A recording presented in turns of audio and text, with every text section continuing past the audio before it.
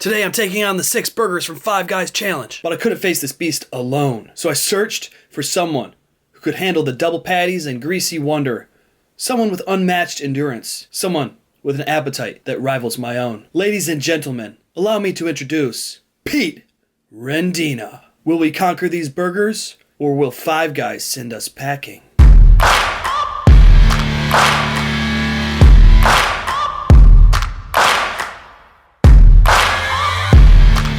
Back to the Chow Challenge series. Pete, welcome to the show. Thank you so much for having me. I'm super excited. This is a great challenge right here. Pete, what are we doing today? So we are going to eat 3 Five Guys burgers with all the fixings on them. And my favorite thing about Pete is that his name rhymes with eat. So that's why I chose him for this challenge, because I think he can take down 3 Five Guys burgers. Each burger is like 980 calories. I don't know if that includes all the weight toppings that we have. What do we got? Tomatoes and other stuff, but 3,000 calories each. I think we can do it. I think we can do it. Let's see what we can do. Let's do it. Cue the music. Start the timer. Let's go. And let's go. Thank you. On your mark, get set, go. Let's go.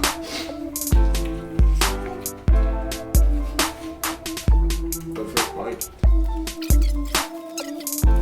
That's a good burger though. What made you want to start doing this? When I first did the egg one, I just was like, well, I made like some jiu-jitsu videos and stuff, just with my jiu-jitsu that I did in tournaments. So I've had kind of the channel. I just wanted to see if I could eat 15 eggs. And I was like, that sounds like a perfect video. I don't think I saw the egg one. Did you do it? 15, yeah. I might try to do 18 or 20. But no, I just think it's fun. It's well, definitely cool. At times. Yeah. At times it's fun. Oh yeah, once you get that wall, it's probably not that fun. No, I don't think I gave Pete a proper intro. Pete works at MCSN, right? MCSN, Development Group, MCNN. We got a few different hats. What's your favorite part? Or favorite parts? Favorite parts? I mean, it's nice to be our own boss, but it's really fun to help promote the local athletes, local stories that are positive, because the news is just so fear-mongering. So I like that aspect of it, and I can spend a lot of time with my kids and not, stuck at work all the time. So pretty flexible hours. Would you say that you're working more than like full-time, or do you work about full-time? I'm full-time, but that takes the bulk of like the afternoon stuff, because I got to pick my kids up from school, so I'm very fortunate to have him as a business partner. And did you start it together, or did you start it together? Yeah, so COVID hit, and I was working at Pete's Garage, and I hated it. And we started a show called Ruining a Classic, which is based off of drunk history, where I would get my friends drunk and they'd explain classic movies. And that's actually how I met my wife. From the video? Or from the series? Her friend did one, and she was really funny, and I was like, you should do one. And then she didn't make it through. She actually slept in my bathroom. And I was like, this girl's never going to talk to me again. She slapped you, you said? No, she slept in my bathroom. Oh, slept in your bathroom. Yeah. And I was like, she's never gonna talk to me again. And then we started dating, and we got married, and that was that. I thought you made other videos too, didn't you? Or no? Because I saw your YouTube channel, I saw those, but I thought you had others. I did a sitcom called Ruining a Classic, or Real Mature, based on my brother and I living together. Kind of like It's Always Sunny. And we actually had my dad play my dad in the show. That was fun. I think I saw part of that somewhere. Is that a different channel, or is that? I think they're all on the same channel. But I'm not sure. But that was based on like the bar life, and we had one of my buddies play our roommate. So that was fun. We get a lot of my friends involved, but there's just a lot goes into it just to film like a 10-minute short. Like we'd film all day. We filmed at Pete's Garage one night, and we started at like 2:30 in the morning, and we got done at 6 a.m. And then the camera guys actually took a nap at my house, and then we filmed the rest of it that night. Yeah, I did the Lazy Sunday rap or something with Zach Miller. It's like 2 minutes, and it took like 8 hours. Dude, it's nuts. Like you gotta get so many different shots. That was to film, that wasn't to edit. Yeah, editing on top of it, that's like another couple days to get all that together. Well, it's a lot of fun. What's your favorite sport to watch? I think you know. Wrestling? Wrestling's probably my favorite to watch, but it's not out there all the time. So football is definitely a close second. I'm really excited for the All-Star Classic, or what's the NWCA they call it now. Watch Sriracha and Kick Ice and wrestle. I didn't think Sriracha was coming back. I didn't either. I didn't realize like he had another year, and then Kirkland, the heavyweight's coming back too. I think it's gonna get more competitive though with David Taylor at OSU. I think so. He's made a lot of moves, but I don't know. Cal just develops those guys so much. Like they're just so deep at every weight. Like there's backups that could easily be an All-American on their team. I just feel like watching the like OSU clips and stuff that you can see. Like it just seems like he's got like the exact same program development and mindset because he was coached by Cal, and so I feel like it's gonna basically two Penn States now. Yeah, he's got that cookie cutter like outline of what he needs to do. I actually grew up wrestling with Taylor at like Jeff Jordan camps and stuff. Really? And since he was a kid, he's always kind of just a force. So what year would he have graduated high school? I want to say 2010. He was a year behind me. But he was originally from Utah. That's right. He trained with Cal when he was a kid. And he started out, he only did Greco and freestyle. And then he would go to the Jeff Jordan camps, and Jeff Jordan recruited him to go to St. Pierce Graham. So his dad moved him there. And then, rest is history. Alright, third one. How you feeling? I feel like I can finish this. I feel like I can. But also, hit a little wall. Yeah. These are double patty burgers. I mean, props to Pete for coming out here and battling. And powering through. Yeah, powering through. It's all mindset, man. 100%. If you think you can, you can do it. You might throw up, but hey. Pete was a 4-time All-Stater, right? 2-time champ. Yep. So third twice. Now they're wrestling at Ford Field, but talk about like wrestling at Palace Auburn Hills and in those big moments in those big matches. Dude, Palace Auburn Hills was like the coolest setting. Like now at Ford Field, like the finals, they set up in like the end zone. So it's hard to see, but like back then, like everybody in the arena could see every match. And like, I don't know, there's just something to that. Or you just hype going out there to compete. And I feel like Ford Field is so big, you can't capture all of like you can't watch everything and see everything that's going on. If you're a wrestling addict. Yeah. I mean, it's a cool setting. And now that like the girls have mats, like it kind of covers the field. But I know like all that like turf and stuff would get on the mats. Yeah. I think it's really cool at Ford Field, but I was never at Palace Auburn Hills, so I wasn't good enough to to wrestle there. So, but even that, no, it would have been. My senior year was last year at Palace of Auburn Hills. Okay. But I only made it to regionals. No, Palace was cool. And like the mindset stuff, like we would literally go, my dad would take us to a Pistons game. And before the game would start, he'd say, that's where the podium's gonna be. I want you to picture yourself on top of the podium. And we would like spend time like working on that mindset of just getting in that mode of, I'm gonna be on top of that podium. So that was kind of like I guess your dad's own visualization, helping you guys kind of visualize. Did you do that at Dundee at all or no? Yeah, Mindset stuff. I know Dundee is really good, and I would say that my dad is really a pioneer. I'm not saying he's the only one that like brought that program up. Like he never wrestled, so he was like a student of the game. Like he learned all this stuff, and like at that time, Dundee was really focused on like winning state titles. We've never had like I guess national aspirations yet. And he would take us to like Tulsa and Reno and like all these big national tournaments. Because he's like, if you guys want to be the best, you gotta wrestle the best. And now, Dundee's kids are going to Super 32. They're going all over the country, going to Fargo, things like that. And that was one thing I never embraced was like the freestyle and Greco. I was like, I don't know. And then they had a lot more like crazy dads that like realized like, hey, I want my kids to wrestle on the national level. And now they got kids at Penn State, Purdue, Iowa State, like big schools. Like Casey Swiderski was the first D1 All-American for Dundee this last year. Brady Davis won a Big Ten title. These kids are doing some big things. Braden's fun to watch, but Casey's my favorite. Casey's my favorite because and I would say that like we did the Coach's Corner podcast, and they asked me who would my top 5 be from Dundee all time.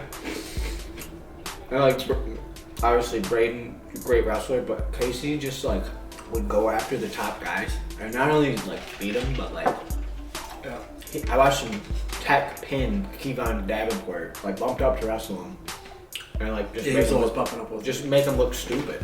I mean, he beat Jesse Mendez like 3 times. Oh yeah. Yeah. Close. You killed it. I was feeling that on the third burger though. Well, I'm feeling all right now. Yeah, I think that's why Dundee's just gotten to such a level, because there are people there that want to continue to raise the bar. Like Roberts was a phenomenal coach because he would always take us to like the top tournaments to find the best competition, so we were ready for states at the end of the year.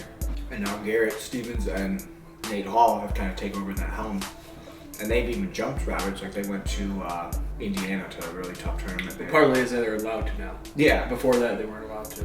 But they're constantly seeking out like even better competition to help those guys get ready. And like, you know, I know a lot of guys during the season, they look at their record and they're like, you know, I have to have a good record going into postseason. But these guys don't care about losses. It's all about improving your game and getting ready for that state title. Right. Because nobody really asked you what your record was. Yeah. You know, did you win?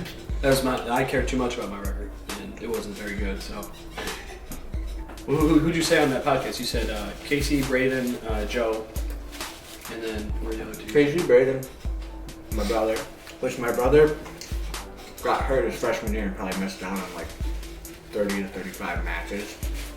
He probably would have won it as a freshman had he not got hurt. But Aiden Davis, I had it 4. He was like a second away from being a 4-timer. He lost in overtime his freshman year. I remember watching that. It was heartbreaker. But sometimes those matches are really what shapes those guys, you know? Like Blake Cosby lost same way his freshman year. And I think that's made him work a lot harder because you have that chip on your shoulder. And then I had Brandon Whitman at 5. Which Brandon Whitman was the first 4-timer for Dundee. Wrestling the upper weights, but I think he only had 3 losses his high school career. Joe only had 2. But like other than that, like I don't think anybody comes close to those records of like losing that many matches. And just you said like sometimes those losses shape you. So for you, your junior year, you took 3rd after winning it your sophomore year, and then you went back and won it your senior year. How did that kind of play a role, or how did you look at it going out? Because you lost that semifinal match and then still got the next best thing, which was 3rd. So. I think Frank Davis always talked about it. He's like, if you lose that match in the semis or you lose that close match, that next one's really important because a lot of guys let that get to them. You know, you get in your head and you're like, I lost, like, maybe I'm not that good. He would always reiterate, like, hey, let's bounce back. You're fine. Let's get ready and let's go take 3rd. That's the next best thing. You said who said that? Brandon Davis? Frank Davis. Frank Davis. Oh, yeah. Okay, gotcha. So Frank was always in my corner. He was Aiden's grandpa. Gotcha. He was assistant with Roberts when I was there. He had the super raspy voice. I think I know which one he is. Yeah, but he's another one that really helped elevate us to another level. I got like 2 bites. You got it. I know. He's got it. Oh, killer. But I mean, there's a lot of guys that could argue for that, top 5 spot. Stoney Buell, he was a 4-timer. Cade Clues just became a 4-timer. I think when it's all said and done, I said it before, I think Blake Cosby will definitely be in that top 5.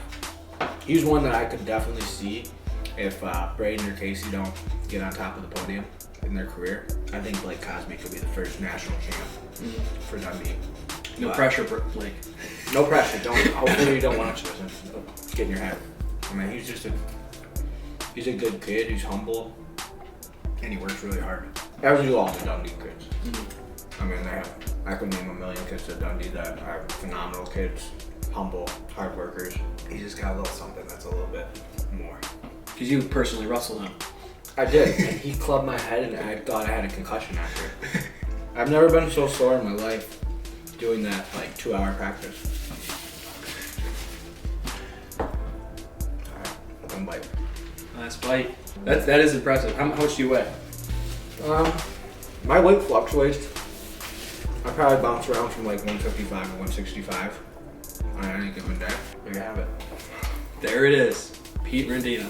You think we could have done 5? No. I think I could have done 3.5, maybe 4. If I did 4, I'd probably be in a lot of pain. But I'm hurting right now. hey, you can do anything, right? Mindset. As you can see right here, from Pete Rendina. Thanks for coming on the show, Pete. Dude, no doubt. Loved it. It's a good challenge. You Didn't get any fries. I don't think I can eat a single fry right now. I might throw up. can't think of a better way to spend a Saturday at noon other than eating Five Guys with Pete Rendina. And now I gotta go get my kids and act like I'm not stuffed to the brim. One final question for Pete. Alright. Pete's a big reader of the Bible, right? Do you have a few, or one verse or top couple verses that kind of help inspire you right now, I guess? You know, I'm not good at memorizing like the verses yet. Because I've just been reading from like beginning. So I read the Old Testament in the morning and the New Testament at night. And getting into the New Testament's really like helped me. I lost my wife in April, and I think the biggest one is lean not on your own understanding, but trust in God. And that's been like key for like helping me get through all this stuff, because it's really, in life there's a lot of things that we don't understand. We're not supposed to understand. We're just supposed to trust God, and that's part of having faith. And that's really what I've been preaching to people. I know I'm not perfect. I've made plenty of mistakes in my life. My past is not perfect. But if you just lean on your understanding, you're gonna fall. If you lean on God's understanding and just trust that His ways are better than yours, you're gonna see a lot of blessings in your life. Now, did you just start doing the Old Testament in the morning and New Testament at night, or did you see that from somewhere? Or? That's kind of like what I started doing. So that's a unique thing. I really didn't read the Bible a ton. Like I had the Bible app on my phone, and I'd read like a chapter a day. And I wasn't really like processing it. I think it was just like, hey, this is something I do. I'm gonna start reading it. And once I got like a physical copy of the Bible, I got like a study Bible. That's when I actually started like understanding stuff, and I'm like, oh, like I'm gonna go back and like actually meditate on it and like think about it. And there's every time you read it, you're gonna pick something else up, because like even the Old Testament, you start like reading the names. Like I've super like ADD when I read. Like I have an English degree and I'm horrible at reading. And like I'll read a name and I'm like, why would they name their kid that? Like what is that? Like what is going on? And then I'm like 3 pages over and I'm like, what did I just read? I'm like over here thinking about this name. Yeah. You know, like Nebuchadnezzar. I'm like, huh? What? Why did you name him that? I mean, there's a lot of different takes with the translation and stuff. But to us as Americans, Yeah. Nebuchadnezzar, that's a weird name. Yeah, no doubt. But like Hebrew, like how they read it, like each letter has a representation of like a word, or like basically like a picture. So like how it's spelled out is like there's a lot of significance to it, and like when people study it, like it's laid out so formulaic. There's no way that like that's not touched by God. Like there's 44 authors of the Bible, and they all come together, and it all fits so perfectly. Like there's no way. If anybody's on the fence with like anything, like seriously, start reading the Bible and you will understand. Like there's no way that anything that has been created could not be created by God. That's just how I feel. So I said that was the last question, but I have one more question. I asked for favorite verse, but maybe what about book? Favorite book that you kind of just like, you're gonna love reading. I love the Gospels and like watching The Chosen. Have you watched The Chosen? I actually have not. My mom is a big fan, but it's really good. And like in the beginning they say like, we take liberties with certain characters, we combine stories just to make the story flow, but they encourage you to explore the Gospels. And it's really cool to see them give backstory to all the apostles and things like that. So like after watching it, like getting into Acts and Romans and like really reading like Paul's letters, I really enjoy the New Testament a lot, because it equates to a lot of stuff that we go through in our lives. And a lot of times I think we're so hard on ourselves. And when you start to feel that guilt and that shame, and you start to really look at your past or your sins and all that stuff, you realize that once you start to make that change, you don't want to do that stuff anymore. You really like are saved because God sent His Son to die for our sins. You're washed clean. And that was something I struggled with so much, because I'm like, I did this in my past, or this, and this is why, this is the way it is in my life. And I try to stop looking at them. And I'm not saying that I don't still struggle with those things, but you just start to realize that because of this sacrifice, like anything you've done, past, present, future, is washed clean if you truly believe in Jesus and believe that it's sacrifice. And I'm not saying that gives you hey, I can go sin as much as I want. It doesn't matter. It does. It's you start to align your life with that. Like, you don't want to sin anymore. You don't want to do those things. And when you do fall short, you're really hard on yourself and you feel bad. So, like, one thing that I've been doing is if I feel a certain way or I start thinking about my past or, I feel like I fell short, I go right to prayer and I just start talking to God. And one of the things that I never did, like, I had a relationship with God growing up, but I never sat and, like, listened, like, and didn't meditate. And now I'm starting to actually hear his voice, and I know people are like, that's crazy. Like, how do you actually hear it? You start to, and I mean, you think it's like your conscience, but you actually hear it, and it's really eye-opening, and it's really helped me through a lot of, like, stuff in my life, and that's why I've been posting, like, the messages on Facebook and started the TikTok and stuff. Just, I want to make sure that my kids have a strong faith, and I don't want it to feel forced for them. I want it to be, they want that relationship. So to get those messages, you gotta be friends with Pete. But to get the TikTok, what do they got? TikTok is at Faith Festive Film Food. All my favorite things. Faith Festive Film Food. Yeah. Give it a check. Give it a what do you say? Give it a look. Give it a follow. Give it a follow. Yeah. Okay. And Pete, thank you for coming on the show. Yeah, man. Thank you so much. It was a pleasure. It was delicious. Yeah. Champion on the mat, champion at the dinner table, and a champion in life. So stay classy, Detroit. Love it.